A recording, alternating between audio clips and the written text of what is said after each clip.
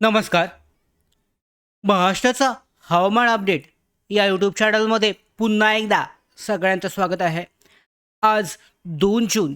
केरळ आणि महाराष्ट्रातील मान्सूनची जी सध्याची स्थिती आहे, त्याचबरोबर मान्सून नेमका केरळमध्ये कधीपर्यंत दाखल होऊ शकतो, पुढच्या काही दिवसामध्ये महाराष्ट्राचा अंदाज कसा राहणार आहे, सगळी माहिती आजच्या व्हिडिओमध्ये जाणून घेऊयात. नवीन असाल महाराष्ट्राचं हवामान अपडेट या यूट्यूब चॅनलवर, तर आत्ताच सबस्क्राईब करून घ्या. त्याचबरोबर बेल आयकॉनला सुद्धा क्लिक करा, म्हणजे सगळ्या महत्त्वाच्या अपडेट तुमच्यापर्यंत वेळेवर पोहोचतील. तर सगळ्यात पहिल्यांदा मान्सूनची प्रगती जर पाहिली तर पाहू शकता, बहुतांश यूट्यूब चॅनल असतील, न्यूज चॅनल असतील, यांच्यामार्फत असं स्पष्ट सांगितलेलं आहे की मान्सून केरळामध्ये दाखल झालेला आहे. मात्र अधिकृत जर अपडेट पाहिलीत आत्ताची हवामान विभागानं आज दिलेल्या अपडेटनुसार 2 तारखेपर्यंत जी ब्लू लाईन दिसते, अजूनही केरळला टच झालेली दिसत नाहीये. याचा अर्थ काय होतोय तर पाहू शकता. सर्वप्रथम केरळाबद्दल बोलायचं झालं तर सॅटेलाईट इमेजमध्ये सुद्धा ढगांची गर्दी ही मोठी दिसत असली तरी अद्याप सर्व अधिकृत जे निकष आहेत हे पूर्ण न झाल्यामुळे मान्सूनचा औपचारिक जो प्रवेश आहे हा झालेला नाही आहे केरळमध्ये, आणि हा काहीसा उशिरा होत असल्याचे दिसत आहे.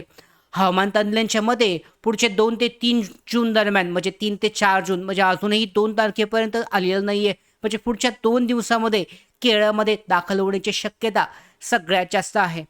आता महाराष्ट्राबद्दल जर पाहायचं झालं तर महाराष्ट्रामध्ये जर आपण पाहिलं, उद्यासाठी संध्याकाळचा जो हवामान अंदाज दिसतोय, यामध्ये हलका ते मध्यम स्वरूपाचा पाऊस जो आहे कोकण किनारपट्टी, मराठवाडा, म्हणजे कोणकोणते भाग आहेत यामध्ये जर तुम्ही पाहिलं तर नाशिकसाठी सुद्धा पाऊस दिसतोय, अहमदनगर, छत्रपती संभाजीनगर, त्याच्यानंतर बारामती, पुणे, मुंबईसाठी सुद्धा चिपळूण, रत्नागिरी, कोकण किनारपट्टी, कोल्हापूर असेल. त्याचबरोबर इकडे या भागांमध्ये पाहिलं तर पुन्हा लातूर, बीड या भागामध्ये. त्याच्यानंतर विदर्भाचा भाग आहे, या भागामध्ये सुद्धा पाऊस उद्यासाठी संध्याकाळसाठी दिसून येतोय.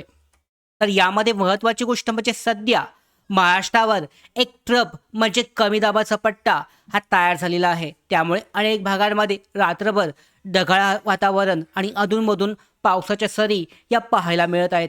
वातावरणामध्ये मान्सूनपूर्व हालचाली या वाढू लागल्या आहेत. हवामानचा मॉडेल व हवामान विभागाचा जो मॉडेल आहे, या मॉडेलनुसार 3 ते 5 जून दरम्यान मराठवाडा, विदर्भ आणि उत्तर महाराष्ट्रातील काही भागांमध्ये पावसाची शक्यता ही वाढणार आहे. त्याचवेळी कोकण किनारपट्टीवर 7 ते 8 जूनपर्यंत पावसासाठी अधिक पोषक वातावरण तयार होण्याचे संकेत मिळत आहेत. 5 ते 7 जून दरम्यान रायगड, रत्नागिरी, सिंधुदुर्ग, कोल्हापूर, सांगली, सोलापूर, लातूर, नांदेड, चंद्रपूर आणि गडचिरोली जिल्ह्यांमध्ये पावसाच्या सरीसह काही ठिकाणी जोरदार पावसाची शक्यता ही वर्तवण्यात आलेली आहे.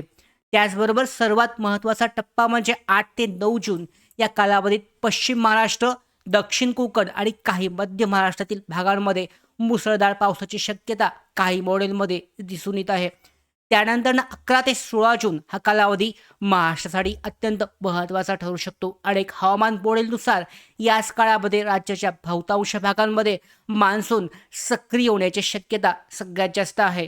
विशेषतः कोकण असेल, पश्चिम महाराष्ट्र आणि काही मराठवाडा भागांमध्ये चांगल्या पावसाचा अंदाज हा दिसून येत आहे. तथापि हवामान मॉडेल्सचे अंदाज 100% अचूक असतीलच असं नाही, कारण पाहू शकता सध्याचं जे वातावरण आहे, बहुतांश अंदाज जे आहेत हे चुकत आहेत. याचा अर्थ अंदाज बरोबर असत नाहीये, स्थानिक वातावरण तयार होत नाहीये. काही ठिकाणी पाहू शकता स्थानिक वातावरण निर्मिती नसल्यामुळे पाऊस जो आहे, मान्सूनपूर्व पाऊस यावर्षी तरी कमजोर दिसून येतोय, आणि त्यामुळे शेतकरी बांधवांनी पेरणीचे निर्णय घेताना जो स्थानिक त्यांच्या जो विभाग आहे, त्यांचा जो भाग आहे, या स्थानिक विभागाचा अंदाज चेक करा आणि त्यानुसारच तुम्ही पुढचे निर्णय घ्या. कारण पाहू शकता यामध्ये स्थानिक विभागानुसार पावसाचा अंदाज बदलत आहे. मॉडेल जे अंदाज देतात हे संपूर्ण व्यापी असतो, राज्यव्यापी असतो, संपूर्ण भारतासाठी. त्याचबरोबर मोठा अंदाज दिला जातो. यामध्ये स्थानिक स्तरावर खूप जास्त बदल होतात. आपण अंदाज देतो पावसाचा आणि त्या भागांमध्ये ऊनसुद्धा पडण्याची शक्यता असते. या कारणामुळे स्थानिक हवामान अंदाज खूप महत्त्वाचा आहे. आणि ज्या भागांमध्ये 7 ते 11 जून दरम्यान जोरदार पावसाची शक्यता आहे, त्या भागामध्ये नागरिकांनी नदी नाले आणि पूरप्रवण क्षेत्रांमध्ये विशेष काळजी घेणं आवश्यक आहे. थोडक्यात सांगायचं झालं तर जूनच्या दुसऱ्या आठवड्यापासून महाराष्ट्रामध्ये मान्सूनची सक्रियता मोठ्या प्रमाणामध्ये वाढण्याची शक्यता असून 11 ते 16 जून हा कालावधी राज्यासाठी महत्त्वाचा ठरू शकतो. तुमच्या जिल्ह्यातील हवामान अंदाज जाणून घ्यायचा असेल तर कमेंटमध्ये तुमच्या जिल्ह्याचं नाव आम्हाला सांगा. आम्ही नक्कीच तुमच्या जिल्ह्यासाठी पुढचं हवामान कसं असेल पुढच्या 10 ते 15 दिवसांमध्ये याची माहिती तुमच्यापर्यंत पोचवू. व्हिडिओ आवडला असेल तर लाईक, चॅनलला सबस्क्राईब आणि कमेंट करा आणि बेल आयकॉनला सुद्धा क्लिक करायला विसरू नका. धन्यवाद.